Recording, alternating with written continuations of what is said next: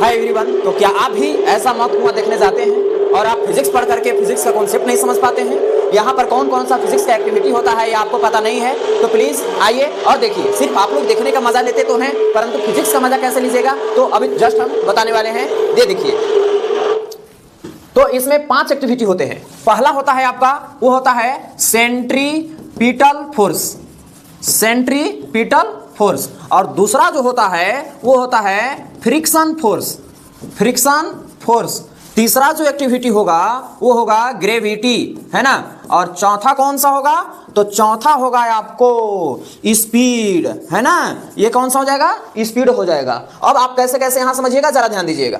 इसमें centripetal force क्या होता है कि सेंटर की ओर बल लगता है ना। तो ये आपका जो एग्जांपल हो जाएगा सेंट्रीपिटल फोर्स का एग्जांपल है। और centripetal force is equal to formula क्या होता है, mv²/r, ठीक है ना। Where m is the mass, mass किसका मास है, तो अभी तुरंत आप देखे थे कि जो गाड़ी जो गोले गोले घूर रहा था उसका मास हो जाएगा वेलोसिटी, उसी का वेलोसिटी। और रेडियस जो रेडियस है सर्कुलर पाथ का, ठीक है ना। दैट मीन ईशान से क्या पता चलता है, यहां से ये पता चलता है कि उसका जितना ही ज्यादा वेलोसिटी होगा, जितना ही ज्यादा, दैट मीन हम सिंपल वे में कहें स्पीड ज्यादा होगा तो वो सेंट्रीपिटल फोर्स उतना ही ज्यादा, मतलब वो आसानी से घूरना, वो बल्ले बल्ले करेगा, है ना। इसीलिए जो है कि वहां पर ज्यादा स्पीड में जब घूरता है तो उसको गिरने की चांस बहुत कम होता है। नेक्स्ट है आपका फ्रिक्शन फोर्स। फ्रिक्शन फोर्स क्या होता है भाई, तो दो सतहों के बीच में लगने वाला बल को फ्रिक्शन फोर्स कहते हैं, यू नो वेरी वेल। तो उसी प्रकार से यहां पर ये जो दीवार जो देख रहे हैं, ये मौत कुआं का जो दीवार है, ये इसके बीच और गाड़ी का जो टायर है ना, ये टायर के बीच जो बल लग रहा है उसको क्या कहते हैं, फ्रिक्शन फोर्स। फ्रिक्शन फोर्स बाप है बाप इसका,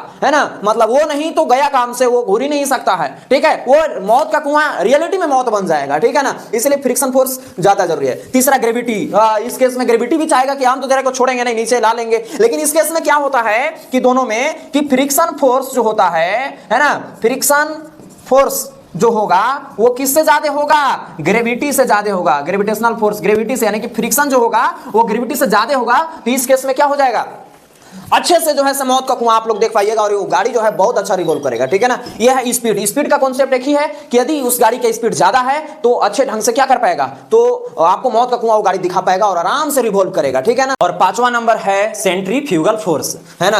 पांचवा क्या है, सेंट्रीफ्यूगल फोर्स, है ना। और सेंट्रीफ्यूगल फोर्स कौन एक्सपीरियंस करेगा, तो जो गाड़ी का जो राइडर होगा वो एक्सपीरियंस करेगा कि हम एकदम बाहर की ओर जा रहे हैं, है ना। तो सेंट्रीफ्यूगल फोर्स जैसा कि आप जानते हैं कि आउटसाइड फोर्स लगता है, ठीक है ना, सेंटर से। तो ये हमारा हो जाएगा 5 एक्टिविटी होते हैं मौत की कुआं में। यही चीज हम लोग को जानकारी लेना था, ठीक है। Thank you everyone.